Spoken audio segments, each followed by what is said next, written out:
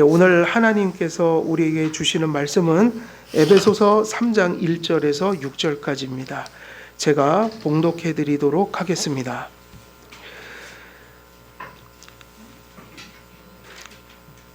이러므로 그리스도 예수의 일로 너희 이방인을 위하여 갇힌 자 된 나 바울이 말하거니와 너희를 위하여 내게 주신 하나님의 그 은혜의 경륜을 너희가 들었을 터이라. 곧 계시로 내게 비밀을 알게 하신 것은 내가 먼저 간단히 기록함과 같으니 그것을 읽으면 내가 그리스도의 비밀을 깨달은 것을 너희가 알 수 있으리라.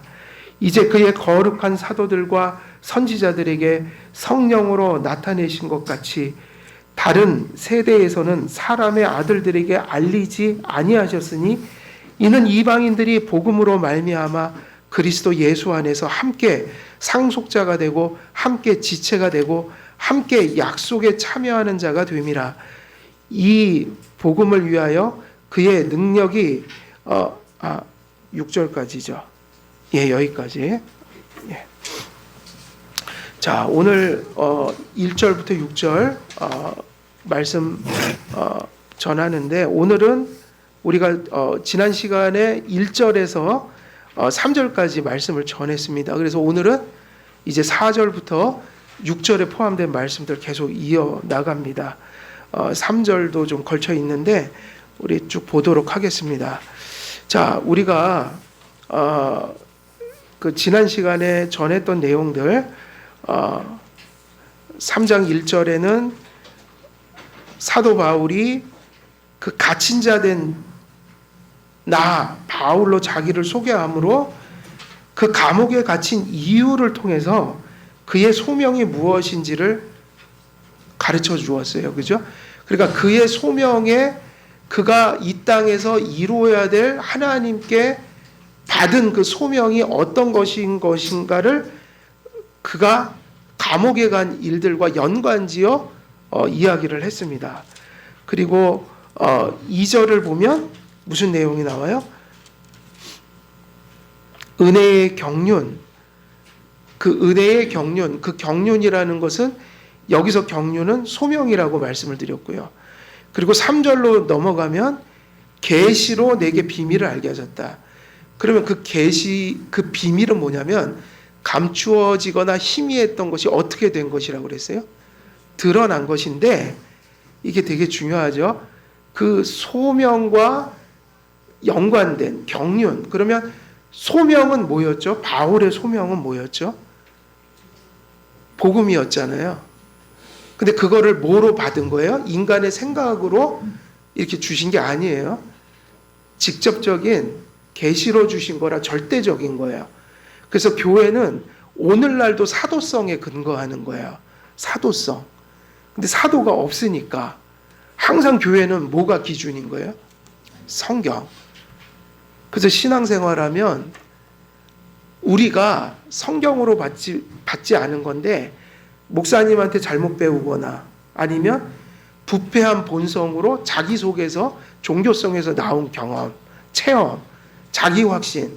그래서 우리들은 신앙생활 하다 보면 자기 것도 가지고 있다고요. 100% 순수하지 못해요. 우리 속에 죄성이 있으니까. 죄성이 있으니까 성경에서 옳다고 그러는 게 아니라 자기가 좋은 것을 추구할 때도 있단 말이에요. 그러니까 일생 우리 신앙생활은 어떤 과정인 거예요? 내 것과 하나님 것을 분별해가는 과정인 거예요. 그래서 때로는 하나님 것과 내 것이 일치하면 받으면 되지만, 때로는 내 것을 버려야 할 때가 정말 많아요. 그래서 신앙생활이 뭐라고 그랬어요? 성화가 뭐라고 그랬어요? 복음서에는 날마다, 모두가 날마다 순간마다 제 십자가를 지고, 그리고 또 뭐를 부인하라고 그랬어요? 자기를 부인하고. 그 자기를 부인하는 게 불교적인 의미에서 부인이 아니에요. 불교의 부인은 다 버리는 거예요. 자아도 없어요. 모라지경으로 가야 돼요. 무아지경. 근데 진짜 여기서 얘기하는 부인은 하나님이 아니라고 하는 걸 버리라는 거예요. 자아를 버리는 게 불교적인 의미에서 다 버리라는 게 아니라 그러니까 무가 아니라고요. 우리는 유지. 무가 아니라 무로 가면은 뭐가 뭔지 어떻게 알아요? 기준이 없잖아요. 그러니까 불교적인 그런 무가 아니라 자기 부인은 뭐예요? 하나님 것이 아닌 걸 주장하는 나를 버리라는 거예요. 그거를 날마다 부인하고. 그러니까 우리가 신앙생활하다 보면 신앙적인 가치조차도 버려야 될 게 있다고요. 저는 개혁신학을 배우면서 많이 버렸어요. 그게 하나님의 뜻인 줄 알고 막 쫓아다니던 게 있었다고요. 그거 아니면 큰일 나는 것처럼 생각하는 거. 다 버렸어요. 왜냐하면 하나님 말씀이 아니니까 그건 내 속에서 나온 것이거나 잘못 깨달은 것들이니까 버려야죠. 은사주의도 버렸어요. 저도 원래 은사주의였어요. 저는 원래 은사주의를 시작할 수밖에 없었죠. 왜냐하면 다 그렇게 가르쳐줬으니까 목사님들이. 개척교회를 다녔는데 계속 그런 것만 가르치는 목사님 밑에서 배웠단 말이에요. 그분이 예수님 믿고 구원받는다는 건 맞으니까 안 버려요. 지금도. 목사님들이 그 얘기한 건 지금도 믿죠. 그건 저는 잘 받은 거라고 봐요. 그때 은혜를 받은 거예요. 허나 그때 받은 것 중에는 잘못 받은 것도 있거든요. 전 다 버려요. 은사주의 다 버렸어요 지금. 그리고 갈등도 안 해요. 왜냐면 그게 옳다는 걸 알았으니까. 무슨 얘기냐면 평생 살면서요 자기 확신은 버려야 돼요. 성경적 확신이어야지 자기 확신이면 안 돼요. 우리 기독교에서 확신 자기 확신이 아니에요. 성경과 성령에 의해서 확신하게 된 확신을 의미하는 거거든요. 그래서 사도 바울이 계시를 받았다. 그 비밀이었다. 근데 그걸 기록하여 주었다. 성경만이 우리에게 남겨진 유일한 계시다. 이제는 우리가 이제 넘어가야죠. 4절로 넘어갑니다. 자, 4절로 넘어가서 우리가 이제 그 이후의 내용들을 살펴보면 이런 내용들이 전개되는 거야. 자, 그럼 이후의 내용들은 뭡니까? 그 비밀, 드러난 것이 무엇이냐? 내용을 살피자는 거예요. 내용을 알아야 한다. 왜냐? 그 비밀은 드러난 거기 때문에. 그래서 사도 바울이 그 비밀을 계시받아 기록했고 전했다. 그러면 이 얘기는 비밀이라는 얘기가 나올 때마다 뭐를 강조하고 있는가? 비밀은 어떻게 해야 되는 거죠? 지금 우리가 이 시대에 예수님을 믿는 우리들이 이 성경에서 비밀이라는 이 말씀을 볼 때마다 우리는 이 비밀을 어떻게 해야지 정상인 거예요? 이 비밀을 어떻게 대하고 있어야? 이 비밀이 우리에게 어떤 의미여야 되는 거죠? 드러난 의미여야 되니까 알아야 된다는 거죠. 성도님들은 지금 여러분들이 세례를 받고 나는 구원받은 사람이야, 나는 교인이야 이렇게 말할 수 있는 자격은 어디서 오는 걸까요? 이 비밀을 여러분들이 알고 있어야 된다는 거예요. 확신해야 된다는 거예요. 거기에 내 인생을 다 의탁했다는 얘기예요. 그러니까 비밀은 우리의 번역이나 우리의 어감과는 달리 모든 믿는 자라면, 모든 구원받은 사람이라면, 자기가 성도라고 인식하는 사람이라면 누구나 알고 있어야 되는 진리다. 믿고 있어야 되는 진리다. 내 인생을 여기에다 걸어야 하는 것이다. 그래서 우리가 세례 줄 때 뭐를 하죠?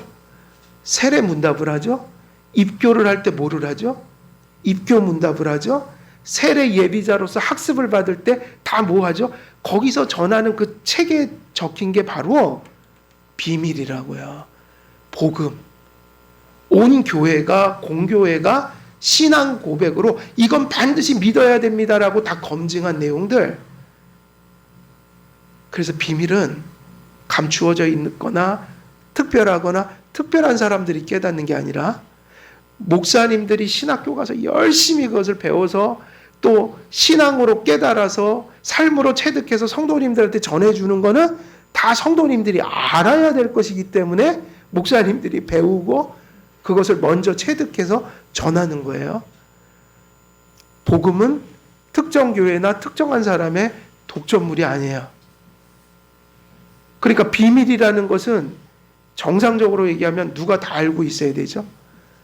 세례받고 성도된 분들은 목사님들이 그걸 가르쳐야 되는 것이고, 성도님들은 그것을 알고 배워서 고백해야 되는 것이죠. 그러니 이단들이 얼마나 위험하고 엉뚱한 길을 걸어가는 거예요.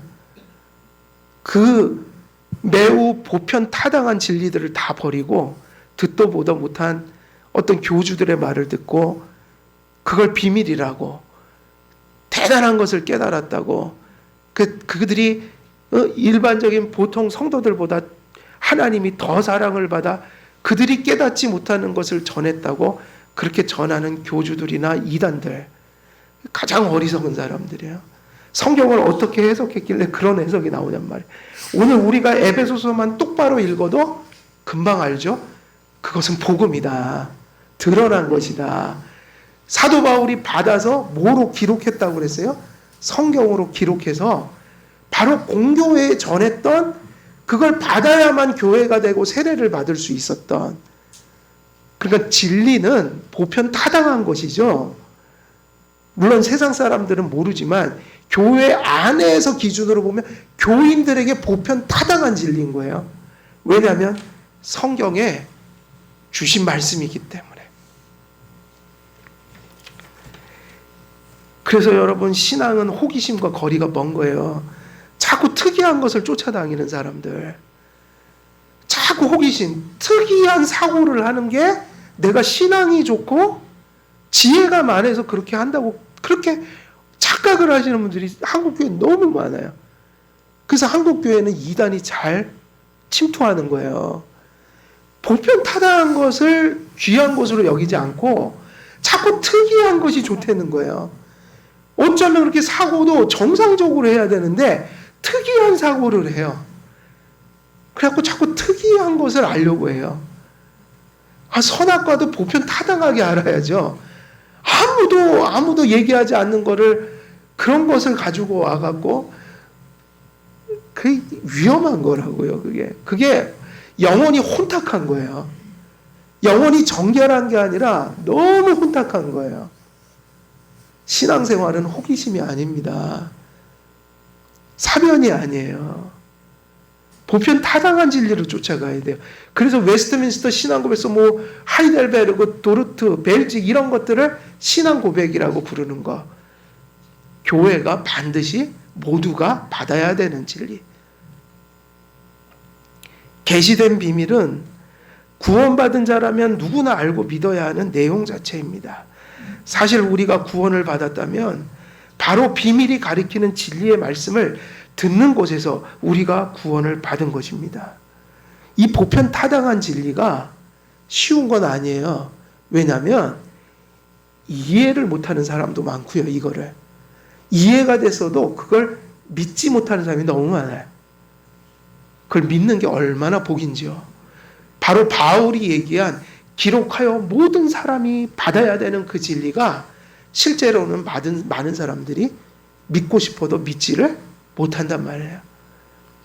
이 진리에 내 삶의 닻을, 신앙의 닻을 내리는 게 바로 성령의 은혜다. 성령께서 이 비밀을 우리에게 들려주시고 이 진리를 들을 때 거듭나게 하시며 믿음을 주신 것입니다. 바로 거듭나는 게 무엇으로 거듭났다고 성경은 되어 있죠?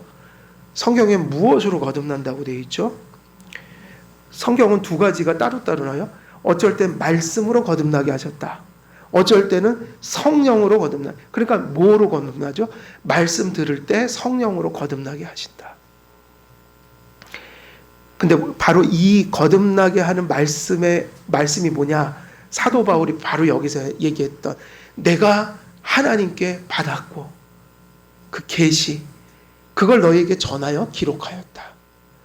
그거로 거듭나고 새 사람이 된다. 여러분, 우리가 말씀을 얼마나 소중하게 여겨야 되는지 몰라요? 오늘날처럼 교회에서 말씀과 성경이 함부로 대해지는 그런 곳이 없다. 불신자들은 이해가 되는데 교회에서 성도님들이 말씀을 함부로 여긴다. 그게 뭘까요? 목사님들이, 성도님들이 말씀의 참된 해석을 소중히 여기지 않는다. 그러니까 세상 얘기하다 끝나버린다. 목사들은 세상 얘기하기 좋아하고 성도들은 그 얘기 듣기 좋아한다. 여러분, 우리가 전하는 복음은 어려운 복음이 아니에요. 세상이 너무 이걸 어렵게 만들어 놔버렸다고요. 제가 전하는 이 말씀들이, 이 교리들이 보편타당한 것이라 세례받을 사람들은 다 알아야 되는 내용이거든요. 근데 사실은 이 시대가 이 말씀을 어려워하는 건 이해가 된다고요. 그죠? 왜 어렵나? 교회가 이 말씀을 어렵게 만들어 버렸죠. 희귀한 것을 만들어 버린 거예요.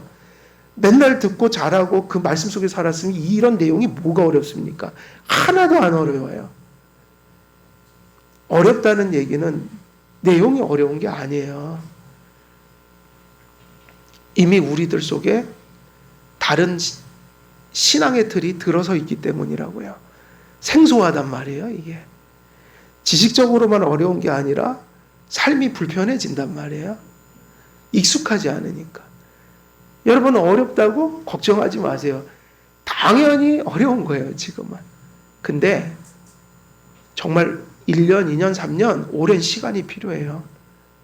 시간이 해결하는 거지 이건 방법이 없어요. 왜냐? 오랜 시간 동안 우리가 그런 신앙의 체계를 갖게 된 거 아닙니까? 10년, 20년, 30년. 그러니 우리가 이러한 신앙 고백이나 개혁주의 신학을 배운다? 그것도 1년, 2년, 3년, 4년, 5년, 6년, 7년, 8년, 9년, 10년 세월이 흐르면서 조금씩 자라가는 거예요. 그게 당연한 거죠. 저는 총회 교육부 무슨 공과 만들자고 불렀는데 전 대놓고 얘기했어요. 저는 2박 3일짜리 교육 안 믿는다고요. 목사님들 앞에서 그랬어요. 그리고 이제는 아이들 어른 공예배 갈라놓고 아이들 1학년, 2학년 유아부 갈라놓고 갈갈이 다 찢어놓고 실제로 교회 현장 가면 아이들도 없는데 왜 그렇게 교육하는가? 어른들과 함께 교육하라. 총회에서 이 얘기를 하고 왔어요. 총회가 아니라 교육부 모임에서. 근데 저는 그 얘기 하고 나면 솔직히 돌아오면 마음이 짓눌려요. 그런 생각 할 수도 있으니까 저 사람 돌았나? 지금 뭔 얘기하는 거예요? 지금 뚱딴지 같은 얘기하고 앉아있네. 근데 놀랍게도 목사님들이 막 수긍을 해주는 거예요. 내가 깜짝 놀랐어요. 그러면서 다음번엔 그런 것도 좀 논의하자고, 공과 만들 때. 어쨌든 저는 그런 얘기하면 오면 또 겁이 많은 사람이라 힘들어해요. 또 뭔 생각할까? 이상한 사람으로 낙인이 찍히는 건 아닌가? 그래도 요즘에 감사한 거는 이전보다 훨씬 더 그동안에 우리가 해왔던 거에 병폐가 있어서 그런지 그런 얘기하면 이상하게도 옛날 같으면 요즘에는 긍정을 하는 사람이 너무 많아요. 그 얘기할 때. 그래서 소망이 있다는 생각은 해요. 그렇기 때문에 구원을 받은 사람들은 뭐를 알고 있어야 합니까? 바울이 받았던 바로 그 계시, 바울에게 드러나서 비밀이라고 그 미스테리온이라고 얘기했던 그 비밀. 근데 이거를 우리가 다 알고 있어야 한다. 어떻게 해요? 성경이 있잖아요. 성경. 그래서 모든 성도와 전체 보편교회의 비밀은 감추인 것이 아니라 성취된 것이어서, 자, 성경에는 이 비밀을 사도 바울이 더 풀어줬어요. 4절로 넘어가면 어떻죠? 4절 같이 읽어볼까요? 시작. 그것을 읽으면 내가 그리스도의 비밀을 깨달은 것을 너희가 알 수 있으리라. 뭐라고 여기서 비밀을 한 번 더 풀어줬죠? 4절에는 그냥 비밀이 아니라 예, 거기 있죠. 그리스도의 비밀. 이게 요즘에 교리문답학교라는데 답답해 죽겠어요. 줌으로 하니까 코로나 때문에 지금 계속 하고 있거든요. 한 1, 2년 넘어 2년 됐나? 1년 좀. 원래 이렇게 해야 돼요. 교리문답학교는 질문하고 직접 여기서 커뮤니케이션 하면서 못 이해하면 또 질문하면서 또 이렇게 하나하나 가야 되는데 줌으로 하니까 성도님들은 요만하게 보이고 요만한 상자에 갇혀갖고 이게 커뮤니케이션 안 되고 일방적으로 그러니까 제 목소리만 자꾸 커져요. 그러니까 또 답답하니까 자꾸 목소리가 더 커져요. 줌 나 싫어해요. 사실은 모여서 해야 돼요. 줌은 또 소리를 열어놓으면 잡음이 들려고 또 꺼놓으시잖아요. 답답해 죽겠는 거예요.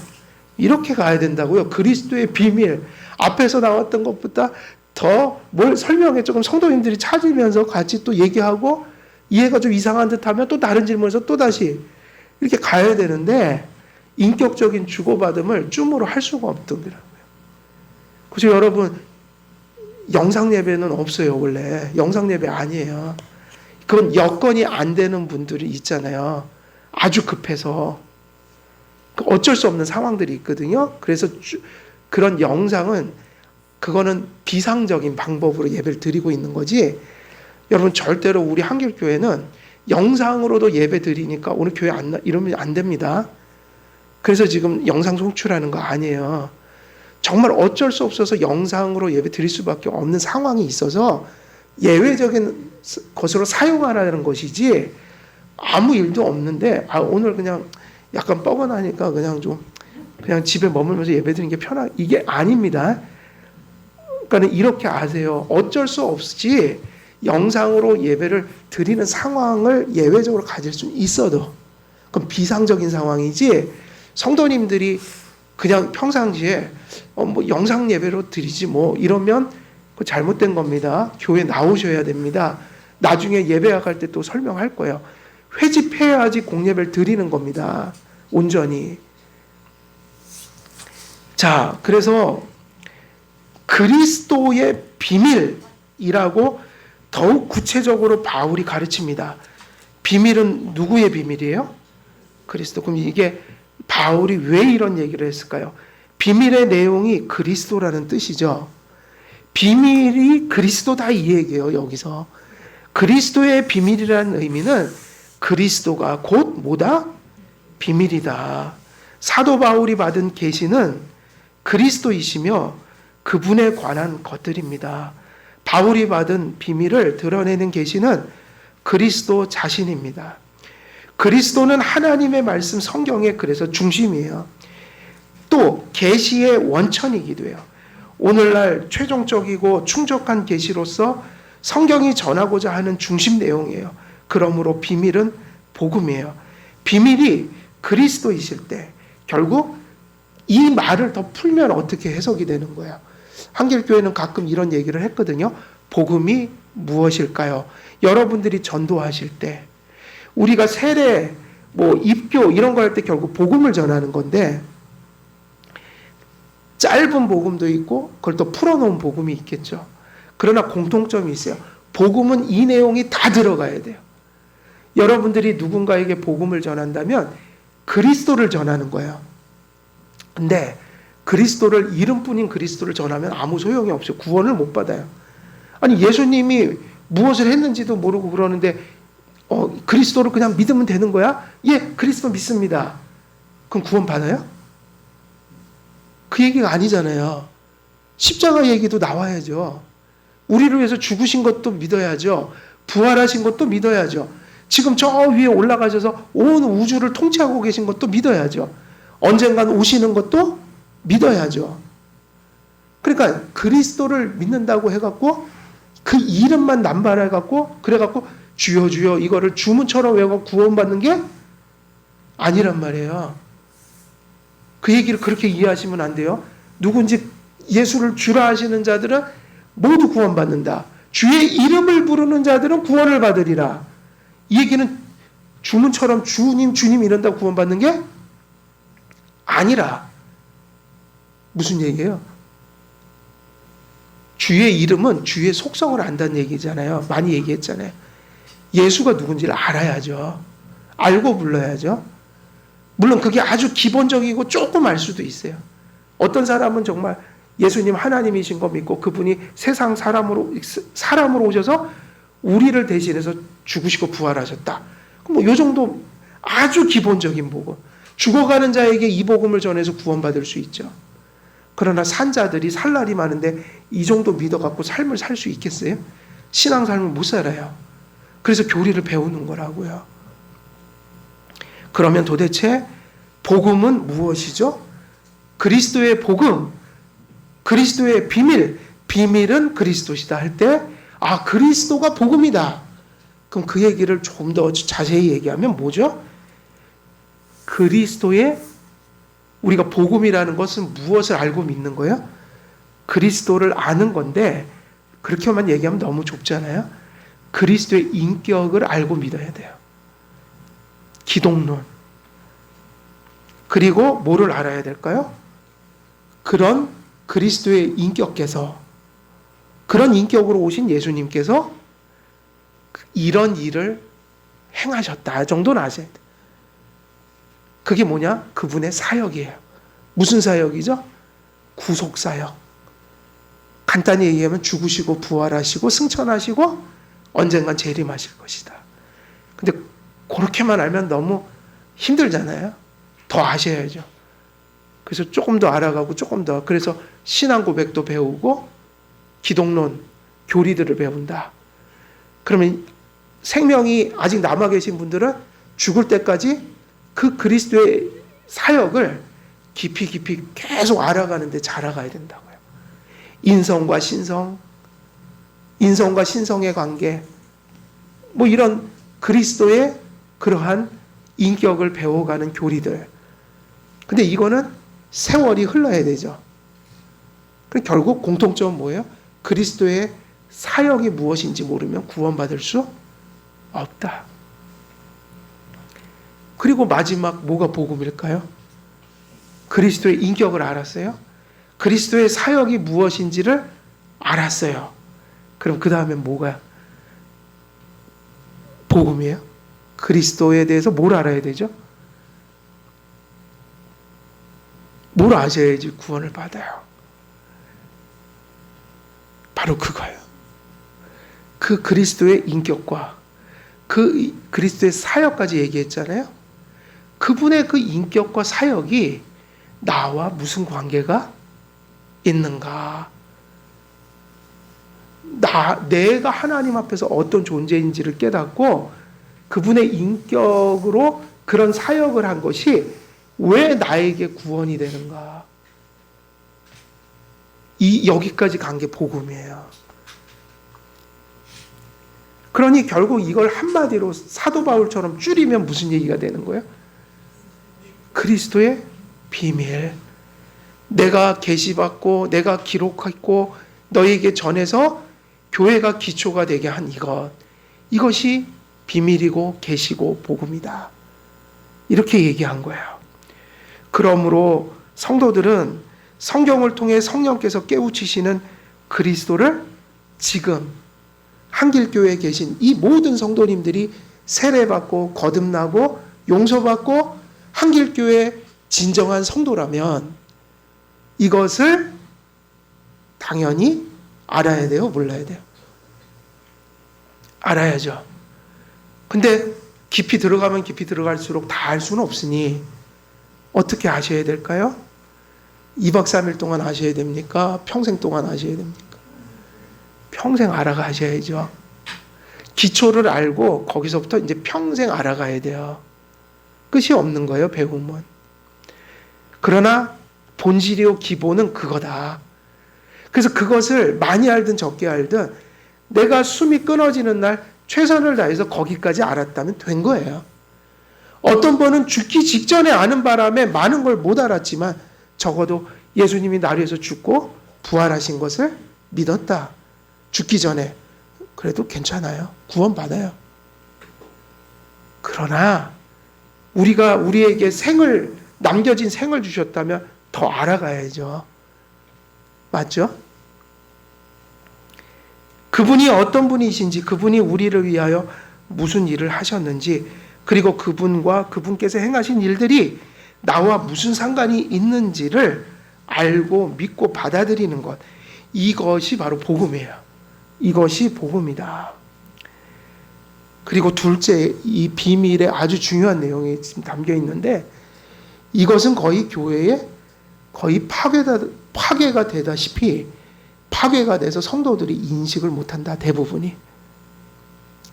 이거 되게 중요한 내용입니다. 그래서 여러분, 설교를 지금 계속 했단 말이에요. 에베소서를 이미 힌트를 다 드렸어요. 여러분, 복음 그리스도시다. 근데 사도 바울이 계시를 받아서 적었다고 그랬죠. 그게 비밀이라고 그랬죠. 복음, 그 복음의 제일 중요한 건 그리스도. 근데 바울이 바로 주님이 재림하시는 날까지 성도들이 복음으로 받아야 될 그 복음의 내용 중에 또 하나가 있어요. 지금 에베소서 앞에 설교 그 2장 말씀을 드릴 때 이미 다 했어요, 사실은.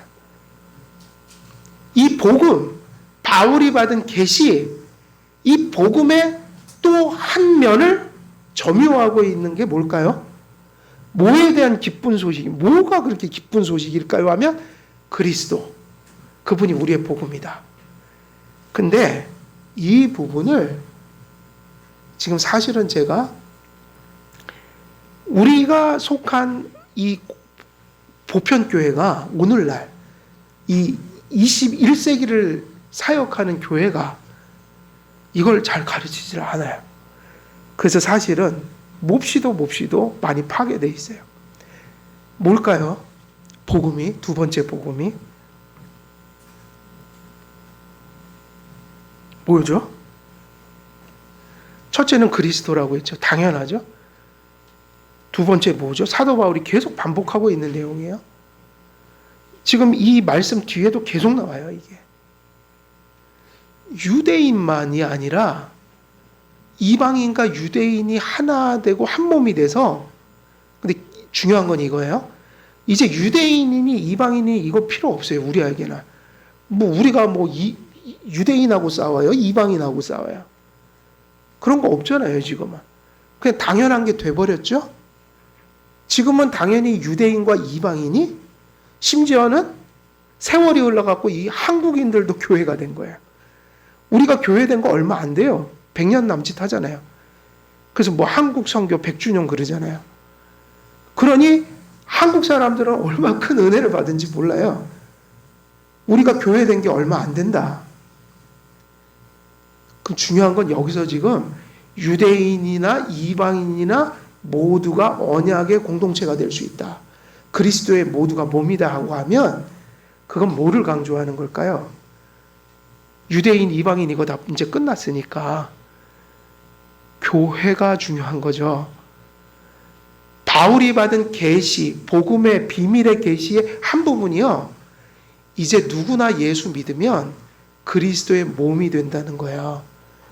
그리스도의 몸, 공동체가 된다. 그러면 바울이 전한 계시, 받은 계시의 한 부분은 뭐를 얘기하는 거죠? 교회를 그렇게 누구든지 믿으면 나 같은 사람도 교회의 일원이 될 수 있어. 이것이 오늘 김진미 성도님, 그 다음에 김선아 성도님, 김성구 성도님이 정회원 입회하시죠? 한길교회의 이제 지체가 된다. 우리 모두가, 우리와 같은 사람이 모두가 예수님을 믿기만 하면 교회가 될 수 있다는 게 뭐예요? 복음이었단 말이에요.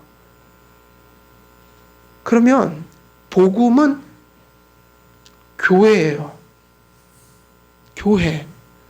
근데 우리나라 그 부흥 운동이 일어났고, 내비게이터, CCC, 수많은 선교단체가 일어나면서 복음이 전파되긴 했지만, 한 가지, 한국교회, 그게 선교단체든 일반 교회든 정말 하나님 앞에 잘못한 게 하나 있는데 그것은 무지함 속에서 나온 건데 개인 구원만 있었지 교회론이 없었다고요.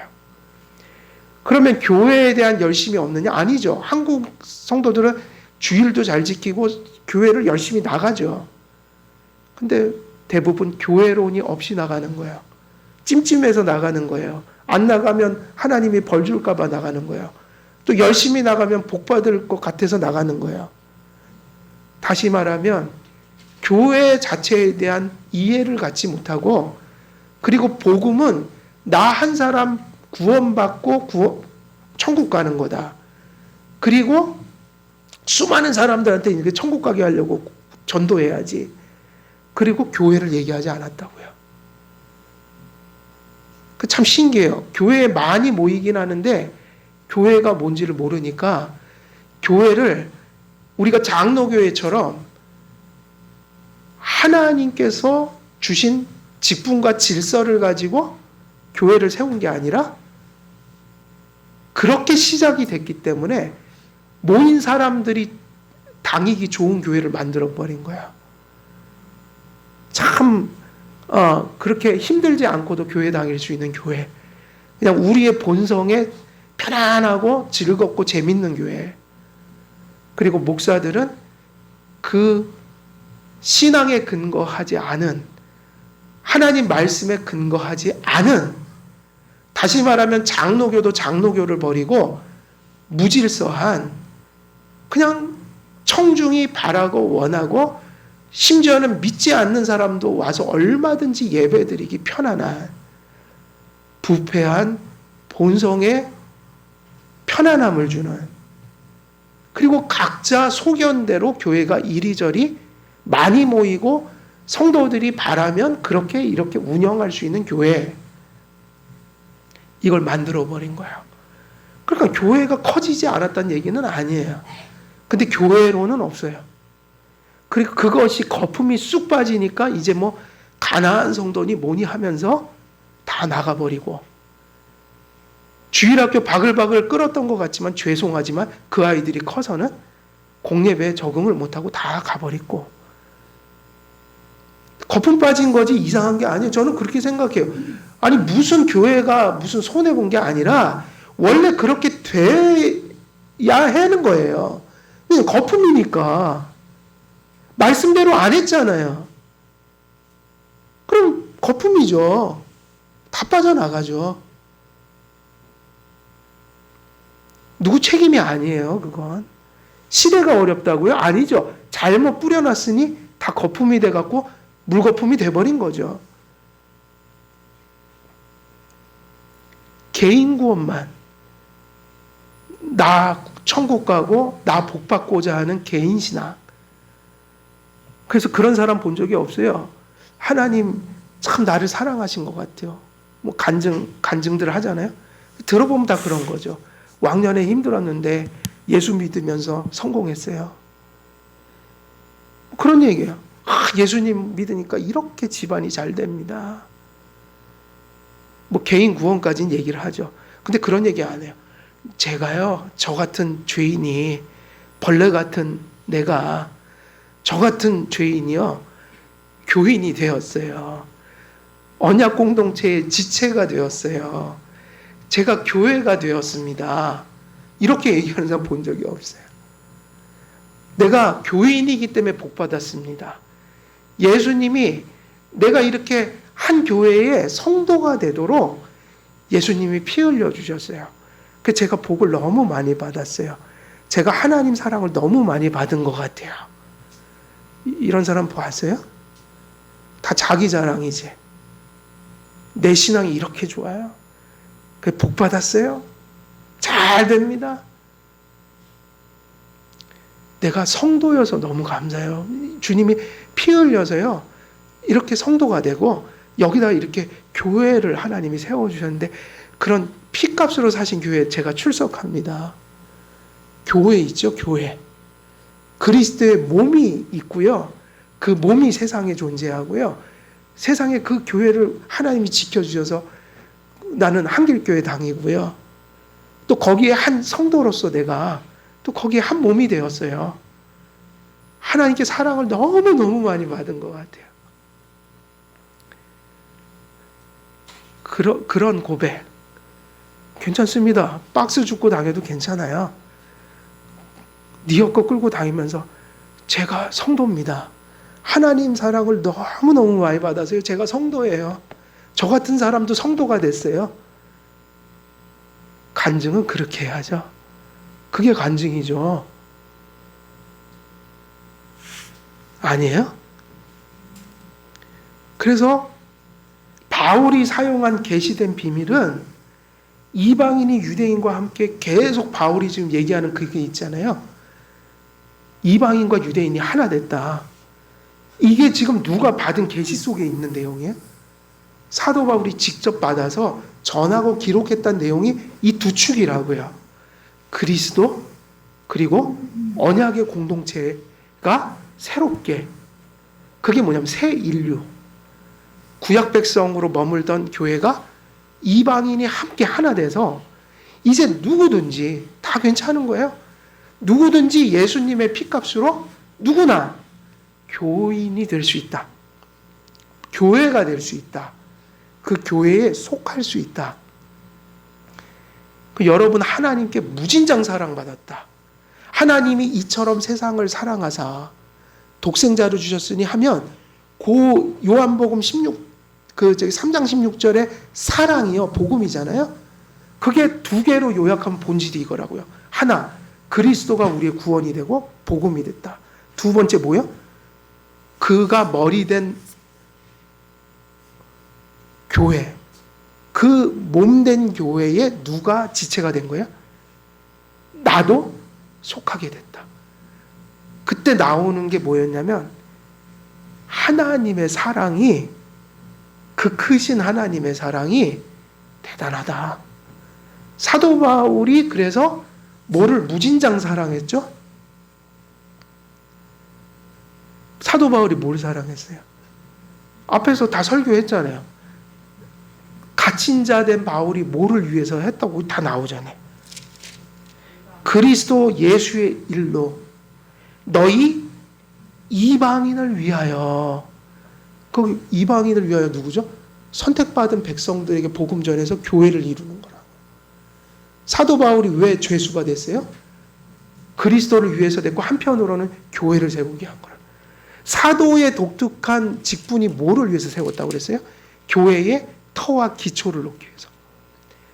그래서 사도 바울이 무진장 사랑한 대상이 있잖아요. 첫째는 그리스도고, 그리스도를 사랑해서 뭘 사랑했어요? 교회요. 그러니까 영상 예배 이런 거 얘기하지 말자. 그 수준이 너무 떨어지는 거야. 저도 영상 예배 드릴 수 있어요. 다리가 부러지면. 그래서 여기 못 나와갖고 집에 누워 있으면 어쩔 수 없죠. 그때는 저도 펼 수 없죠. 유튜브를 펴야죠. 그러기 전까지는 함부로 그런 얘기 하지 마세요. 회집해야 합니다. 성도들이 인격적으로 사랑으로 교제해야 돼요. 그죠? 우리 오종환 성도님, 황성림 성도님, 따님이 이렇게 영상으로 볼 때가 더 좋아요? 저렇게 옆에 있는 게 더 좋아요? 그냥 100% 이건 당연한 거 아니에요? 인격이라서 그래요. 인격은 같이 있어야 돼요. 그래서 영상으로 딸을 보는 거 어쩔 수 없어서 영상으로 보는 거지, 옆에 있는 게 최고 좋죠. 무슨 얘기인지 좀 이해가 되시나요? 그래서 여러분, 복음 속에 뭐가 빠지면 안 돼요? 그 개인주의 신앙은 잘못된 거예요. 그러니까 나 혼자 살려고, 그리고 내가 살면 되지. 그리고 교회는 그냥 부록이에요. 그냥 이러면 안 돼요. 한국에 이런 사람들 많아요. 가난한 성도가 어디 존재할 수 있어요? 교회를 떠나서는 그거는 반쪽짜리 은혜밖에 안 돼요. 고통을 당해도 교회 안에서 고통을 당해요. 싸워도 교회 안에서 싸우시고, 갈등을 하면서 견디다 보면 또 해결돼요. 그렇다고 또 오해를 맞아요. 교회를 옮기는 게 불가능하다는 얘기 아니에요. 지교회는 옮길 수 있죠. 상황에 따라서. 그렇죠. 사정이 어쩔 수 없어서 지교회로 옮길 수 있어요. 한길교회만 교회는 아니니까. 그런데 공교회를 부정해서는 안 돼요. 교회 제도를 부정해서는 안 돼요. 그래서 5절에 보면 이제 그의 거룩한 사도들과 선지자들에게 성령으로 나타내신 것 같이 다른 세대에서는 사람의 아들들에게 알리지 아니하셨으니 이 그리스도와 교회에 대한 복음이 왜 비밀로 이야기되었을까? 사실은 이게 드러나지 않은 적은 없어요. 그 창세기 3장 15절에 보면 원시복음 나오잖아요. 그때부터 예수님은 전해졌는데 구약 때는 예표고 그림자였으니까, 또 예수님이 오시기 전이었으니까 희미했다 이 얘기예요. 아주 못 보지는 않았다. 그런데 상당히 희미했다. 그래서 너무 희미해서 심지어는 유대인들이 실체가 왔는데 그림자 붙드느냐고 예수님을 못 박아 버렸잖아요. 스데반도 예수님도 다 죽었죠. 왜 죽었어요? 이거 전하다 죽은 거예요. 여러분 잘 보세요. 예수님이 왜 죽었죠? 무슨 죄로 죽었어요?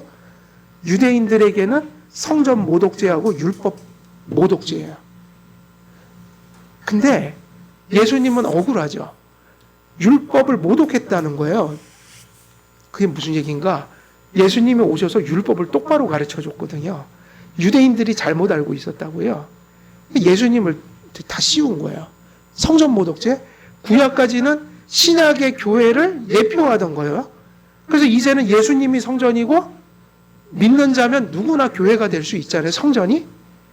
그런데 유대인들이 못 알아들어갖고 성전을 모독했다는 거예요. 스데반도 왜 죽었죠? 똑같아요. 율법 모독죄하고 성전 모독죄 때문에 죽은 거예요. 돌을 들어서 죽였잖아요. 구약은 희미했어요. 많은 유대인들조차도 그걸 잘못 해석했어요. 그래갖고 누가 오실 때 이걸 드러내 주셨어요? 예수님. 근데 사도들이 이 계시를 받아 성경을 기록하기 전까지 여전히 희미해서 계속해서 공격을 받았어요. 누구에게? 구약을 붙드는 유대인들에게. 구약을 붙드는 유대인이 아니죠, 사실은.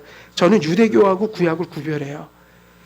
구약 시대에도 구약을 깨달은 사람이 있고, 구약 시대에도 인간의 유전을 가지고 산 구약을 잘못 해석한 사람들이 있다고요. 산상수훈은 구약을 바로 해석해 주신 것뿐이에요. 새로운 교훈이 아니에요. 그러니까는 구약을 잘못 해석한 지도자들과 유대인들이 예수님과 스데반을 잡아 죽였어요. 그림자를 붙들려고 실체를 버렸다. 그런 의미에서 뭐라고요? 감추어져 있었다. 근데 이제는 드러난다. 언제부터 확실히 드러나기 시작해요? 사도 때. 직접 계시를 받아 기록하고 전하고, 누가 역사해요? 오순절 이후로. 이제 성령이 이제 그리스도의 승천까지 다 됐을 때 완전한 효력할 수 있는 특권을 가지고 오셨잖아요. 이제 복음이 성취됐다.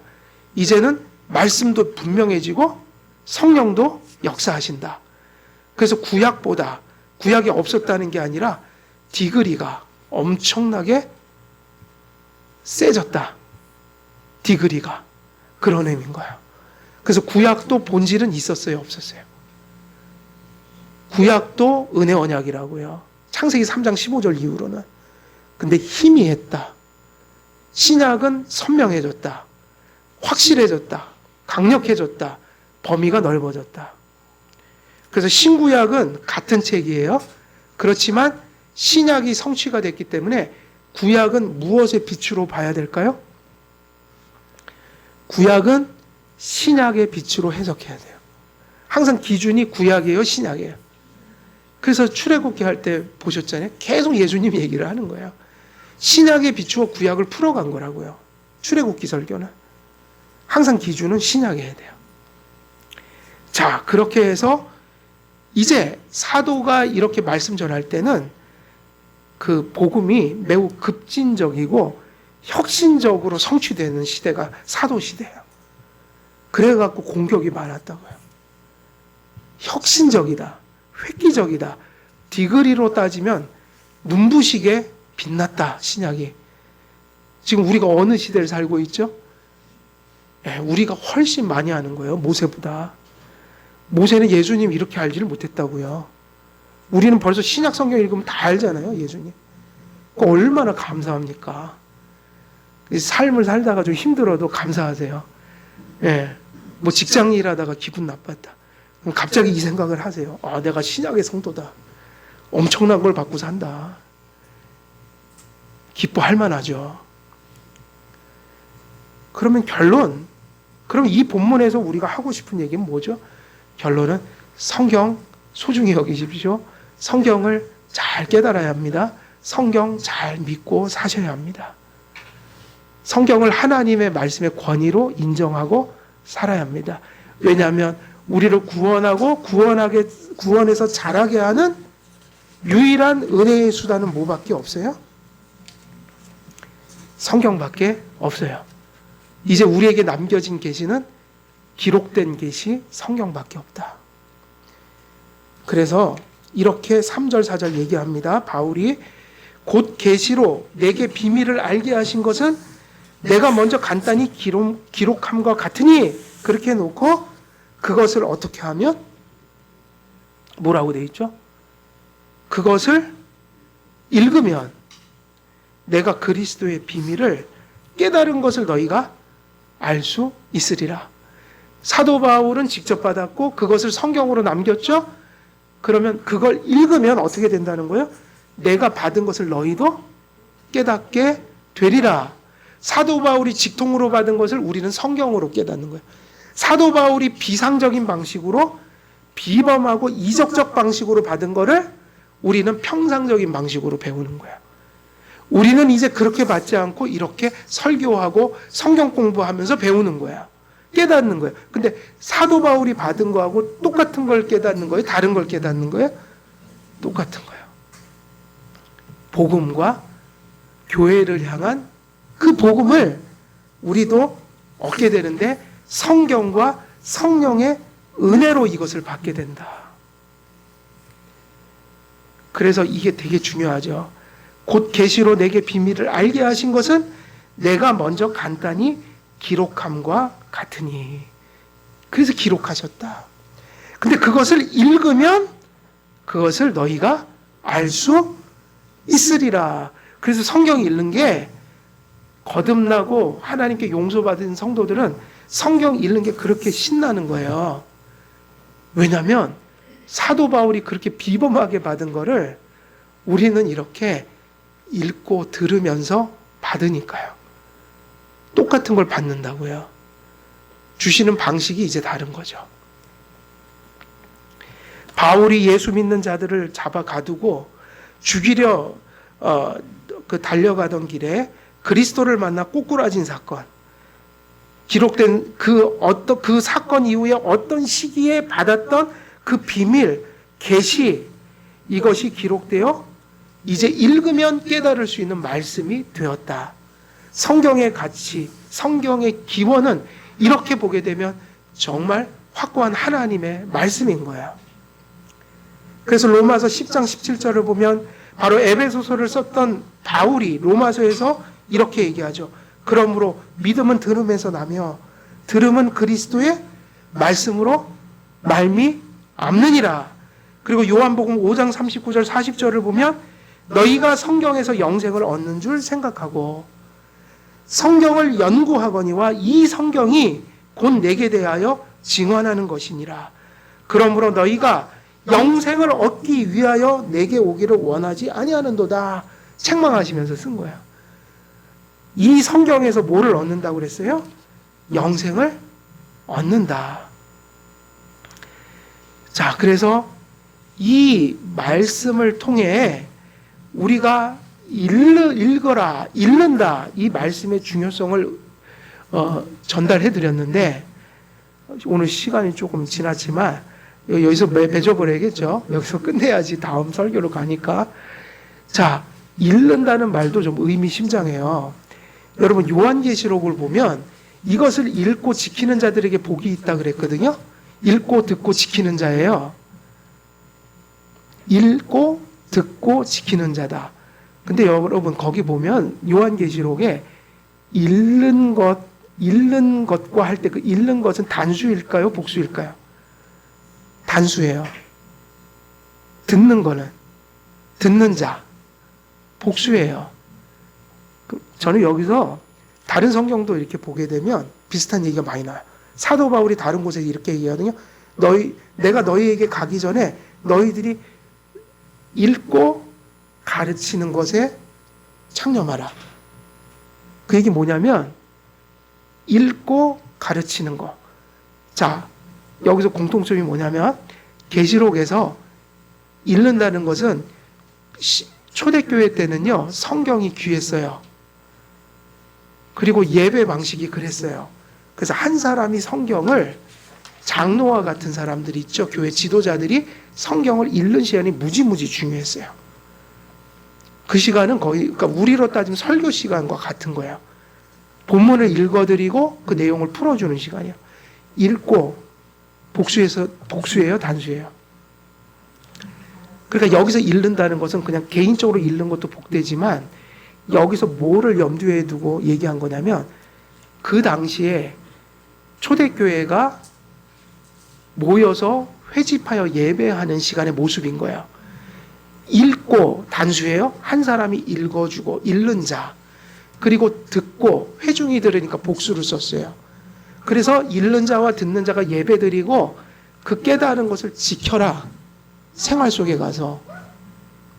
그럼 이것은요. 언제 들음이죠? 개인적으로 읽는 묵상도 중요하지만 항상 기준은요. 가장 갖추어져 있는 들음은 예배예요.